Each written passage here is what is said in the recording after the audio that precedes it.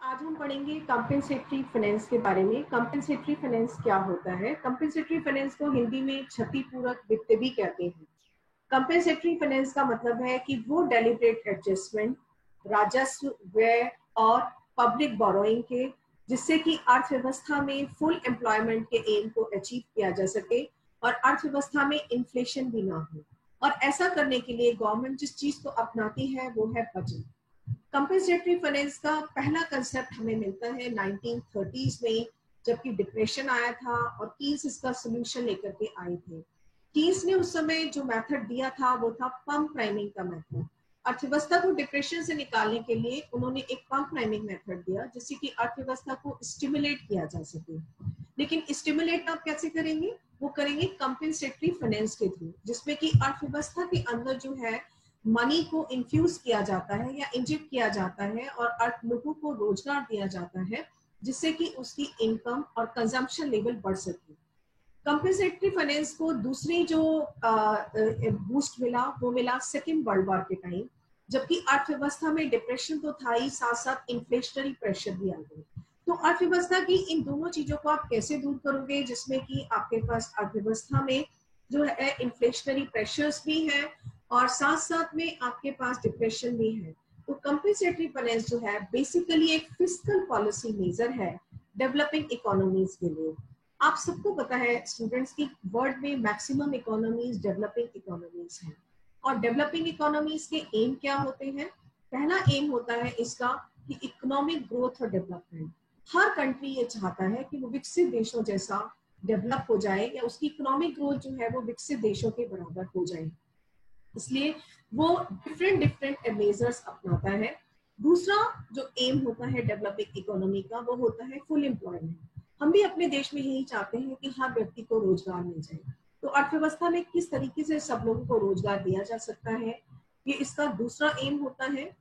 तीसरा एम होता है पॉवर्टी रिडक्शन, क्योंकि पॉवर्टी सबसे बड़ी प्रॉब्लम होती है, इसलिए जो है पॉवर्टी को रिड्यूस करना और मैक्सिमम लोगों को पॉवर्टी के लेवल से बाहर निकालना, ये किसी भी डेवलपिंग इकोनॉमी का चौथा एम होता है। पांचवा एम होता है सोशल इंक्लूजन और इक्विटी। मैंने पहले भी आपको बताया था कि जिस समय मार्केट इकोनॉमी काम करती है और प्राइवेट सेक्टर काम करता है तो अर्थव्यवस्था में इनइक्वलिटी आ जाती है, गरीब और गरीब होता चला जाता है और अमीर जो है वो और अमीर होता चला जाता है।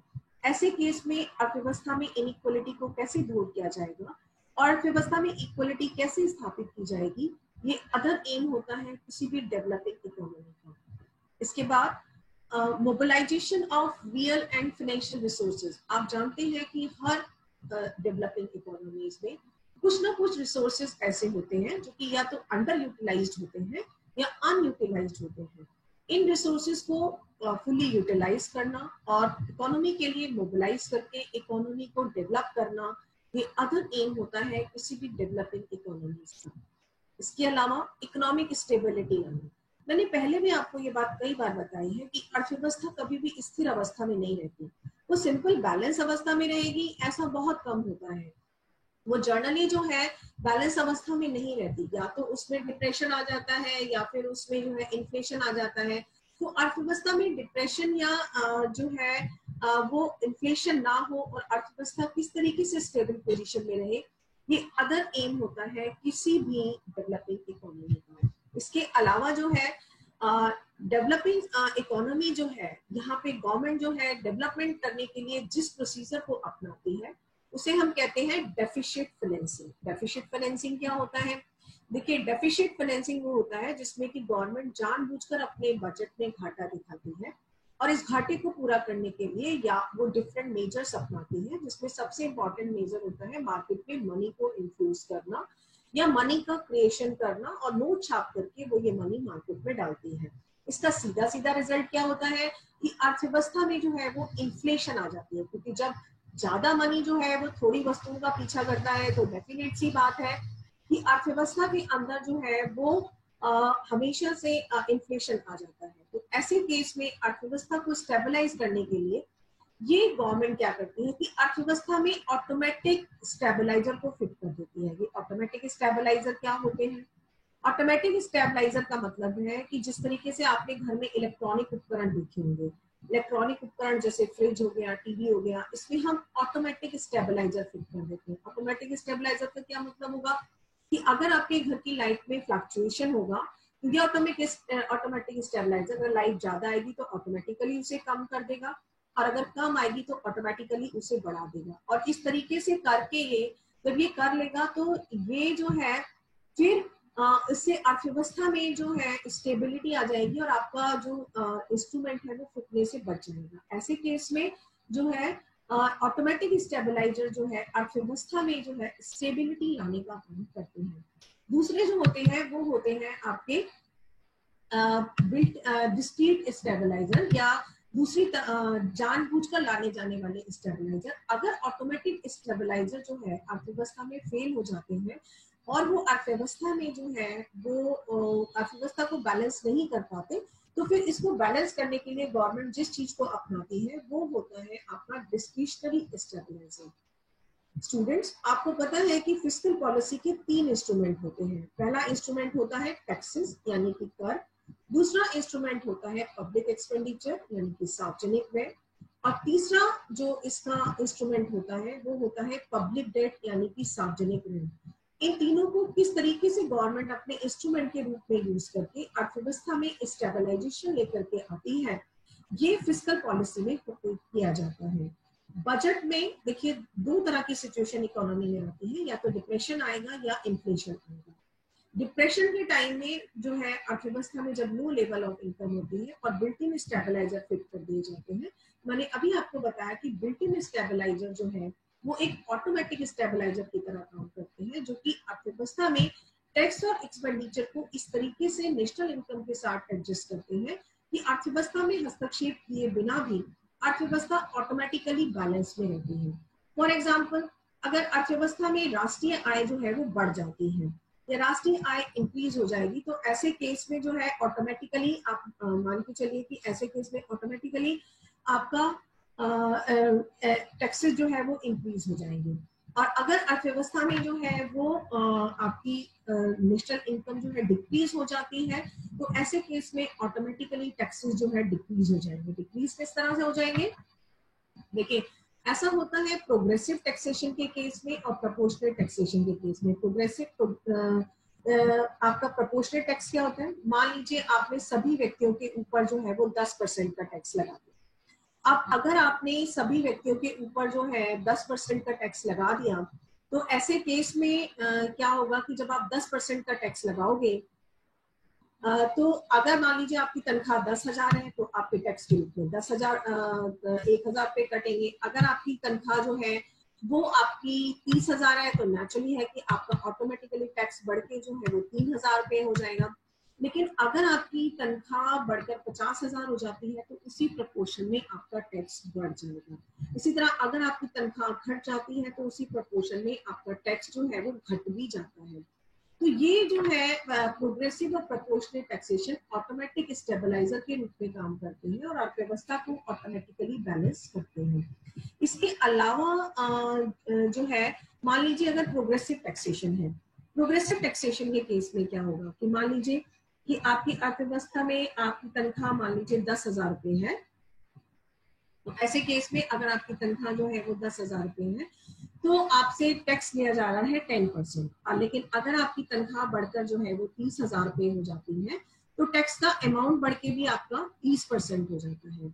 अगर आपकी तनख्वाह बढ़ के 50,000 रुपए हो जाती है और आपका टैक्स का अमाउंट बढ़ के भी जो है वो 40% हो जाता है, तो this is called progressive taxation. तो ये प्रोग्रेसिव टैक्सेशन आपका कहलाता है। इसी तरह एक्सपेंडिचर्स में होता है। एक्सपेंडिचर में क्या होगा? डिप्रेशन के टाइम पर चूंकि गवर्नमेंट के एक्सपेंडिचर ऑटोमेटिकली बढ़ जाते हैं, क्योंकि अनएम्प्लॉयमेंट रिलीफ बढ़ जाता है, सोशल सिक्योरिटी के मेजर बढ़ जाते हैं, तो ये सब मेजर बढ़ जाते हैं तो डेफिनेटली जो है गवर्नमेंट के खर्चे जो है वो इंक्रीज हो जाते हैं। जब गवर्नमेंट के खर्चे इंक्रीज होंगे तो ऑटोमेटिकली जो है उसका बजट डेफिसिट जो है वो इंक्रीज हो जाएगा। और बजट डेफिसिट अगर उसका इंक्रीज हो जाएगा तो डेफिनेट सी बात है कि वो गवर्नमेंट जो है डेफिसिट का बजट बनाएगी। अगर हम इसको रिवर्स कर दें तो इन्फ्लेशन के केस में बिल्कुल इसका उल्टा होगा, जो कि आपके जो है डिप्रेशन के टाइम होता है। ठीक इसी तरह डिस्क्रिशनरी मेजर का रोल होता है। डिस्क्रिशनरी मेजर का मतलब है कि वो डेलिब्रेट चेंजेस जिसमें कि गवर्नमेंट जानबूझकर बजट में चेंज करके डिप्रेशन या इन्फ्लेशन को कंट्रोल करने की कोशिश करती है। कैसे करेगी? ये 3 फॉर्म्स के रूप में होता है।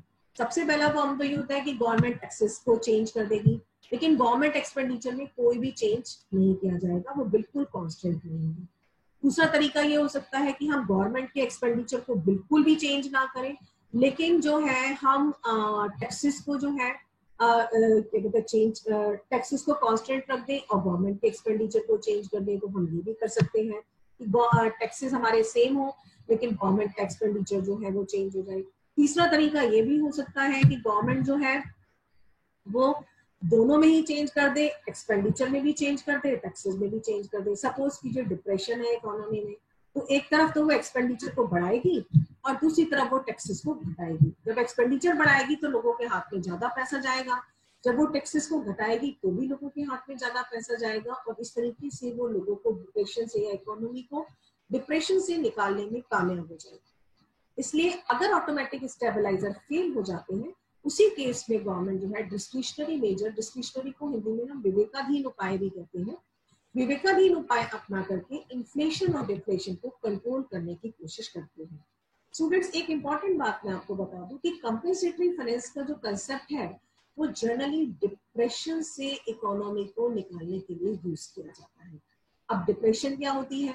आप सभी जानते हैं कि डिप्रेशन वो स्टेज होती है कि जब की अर्थव्यवस्था में लो लेवल ऑफ इनकम होती है, लोगों की इनकम घटनी शुरू हो जाती है, और या फिर अर्थव्यवस्था में अनएम्प्लॉयमेंट जो है फैलना शुरू हो जाता है। अनएम्प्लॉयमेंट फैलने का मतलब है कि या तो गवर्नमेंट के लोगों की जॉब चली जाएगी, पार्शली चली जाएगी, या फिर उनकी जॉब जो है वो फुल्ली चली जाएगी। ऐसे केस में अगर उनकी जॉब जो है पार्शली जाती है तो भी उनकी इनकम कम हो जाएगी, और अगर उनकी जॉब फुल्ली जाती है तो भी इनकी इनकम जो है वो कम हो जाएगी। तो इस केस में जो है गवर्नमेंट वो जो है डिप्रेशन से इकोनॉमी को निकालने के लिए जो है तरह तरह के मेजर अपनाती है। अब आता है कि वो कौन से मेजर अपनाएगी।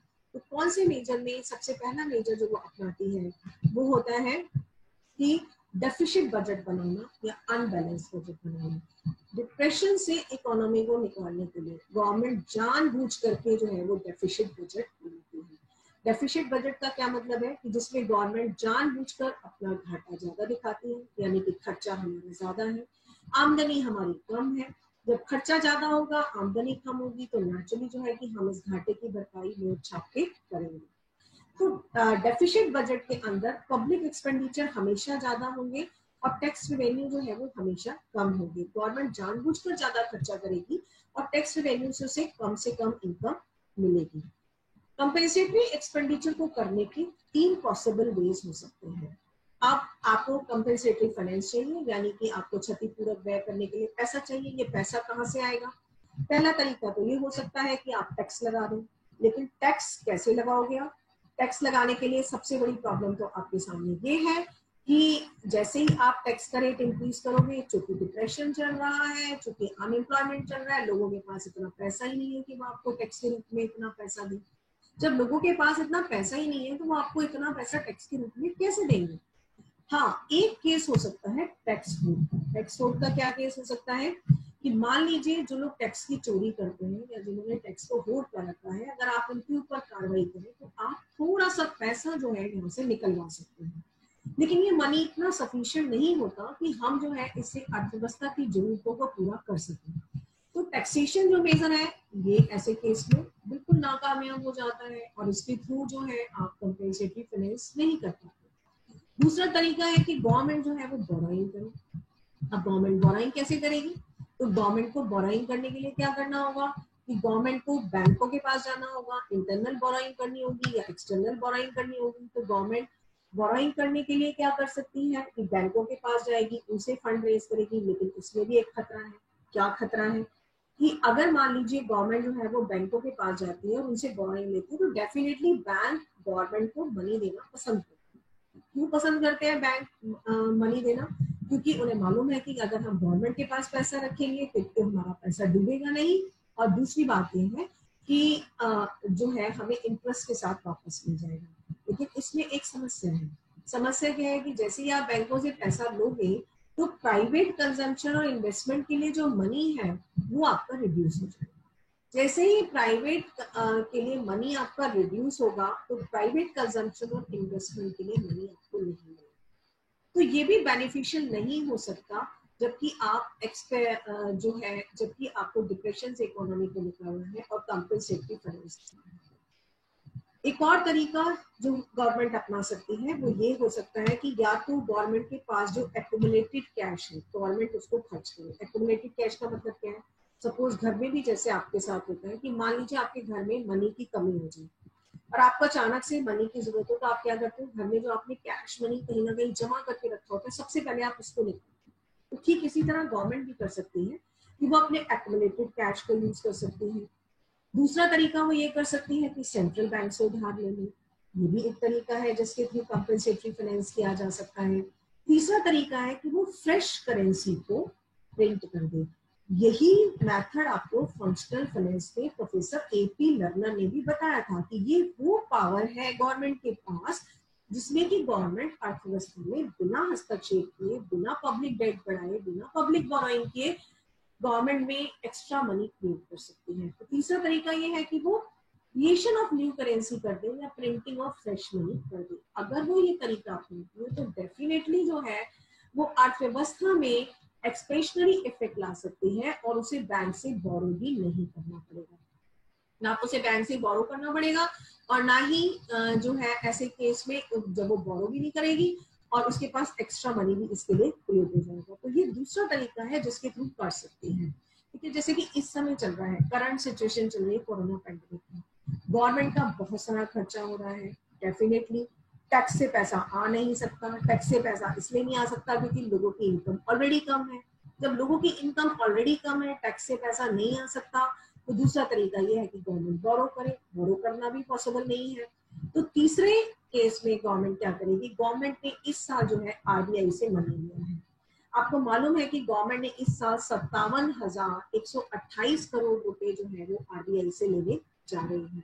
लास्ट ईयर भी गवर्नमेंट ने अपना खर्चा चलाने के लिए जो है वो 1,76,000 करोड़ रुपए जो है वो उन्होंने आरबीआई से लिया था। आपको मालूम है कि जब गवर्नमेंट ने डेफिसिट फाइनेंसिंग किया तो डेफिसिट फाइनेंसिंग के टाइम जो है 1,76,000 करोड़ रुपए का वो डेफिसिट फाइनेंसिंग था और ये मनी गवर्नमेंट जो है वो आरबीआई से ले लिया। अब आरबीआई से लेने का फायदा क्या हुआ कि एक तो आपको बोरोइंग नहीं करनी पड़ी, दूसरा बोरोइंग नहीं करनी पड़ी तो आपके ऊपर जो है इंटरेस्ट का बर्डन नहीं पड़ा और बिना किसी प्रेशर को क्रिएट किए इकोनॉमी के ऊपर आपके पास वो मनी इकट्ठा हो गया जो कि आपको गवर्नमेंट को खर्चे के लिए चाहिए था या पब्लिक एक्सपेंडिचर के लिए चाहिए था। तो ये दूसरा मेथड है जिसके थ्रू गवर्नमेंट जो है वो अर्थव्यवस्था में मनी क्रिएट कर सकती है। और ये तीनों ही मेथड मैंने जो आपको बताए हैं, चाहे वो पब्लिक क्रिएशन ऑफ मनी करती है, चाहे वो जो है एक्यूमुलेटेड कैश करती है या प्रिंटिंग ऑफ फ्रेश करेंसी करती है, इन तीनों ही मेथड से जो है गवर्नमेंट को एडिशनल मनी क्रिएट हो जाता है जिसके थ्रू वो जो है अर्थव्यवस्था में अपने एक्सपेंडिचर को मीट आउट कर सकती है। इस तरह डेफिसिट फाइनेंसिंग जो है वो मोस्ट पावरफुल टूल है किसी भी डेवलपिंग इकोनॉमी के लिए। तो वो उससे थ्रू अपना इकोनॉमिक डेवलपमेंट कर सकते हैं, वो इसके थ्रू जो है अपना डिप्रेशन को कर्व कर सकते हैं, वो चाहे तो कंपेंसेटरी फाइनेंस को फाइनेंस कर सकते हैं। तो डेफिसिट फाइनेंसिंग वो मेथड है जिसके थ्रू जो है आप अर्थव्यवस्था के अंदर जो है वो कंपेंसेटरी फाइनेंस को ला सकते हैं या कंपेंसेटरी एक्सपेंडिचर जो है वो आप कर सकते हैं। तो इसके अलावा जो है अब समस्या ये आती है कि गवर्नमेंट जो इस मनी को है वो फंड्स को खर्च कहाँ पर करे।